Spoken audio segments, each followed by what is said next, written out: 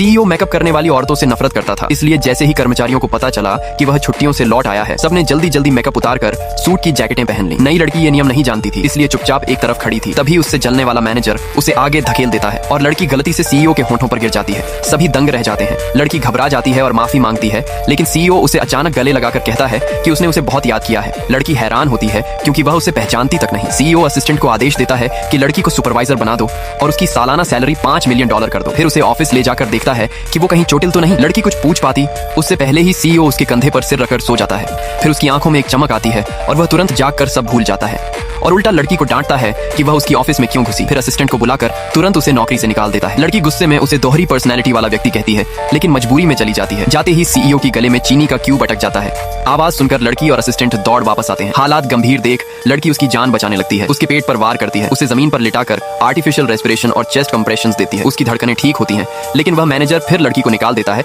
और वह चली जाती है। लड़की के जाते ही सीईओ होश में आता है। फिर वही चमक उसकी आंखों में दिखती है। वह तुरंत पूछता है लड़की कहाँ है। उसे निकालने की बात सुनकर भड़क उठता है और तुरंत उसे ढूंढने का आदेश देता है। असिस्टेंट को लगता है कि शायद उसे बुखार है, पर सब सामान्य रहता है। तभी सीईओ समझता है कि उसमें दो पर्सनैलिटी बन चुकी है और अपनी दूसरी पर्सनैलिटी से लड़की को बचाने के लिए एक कॉन्ट्रैक्ट साइन करता है कि अगर उसने लड़की को कभी निकाला तो उसकी सारी संपत्ति उसी लड़की की हो जाएगी। असिस्टेंट पूछता है कि वह एक आम लड़की पर इतना क्यों फिदा है, तो सीईओ सख्ती से कहता है वह लड़की उसकी पत्नी है।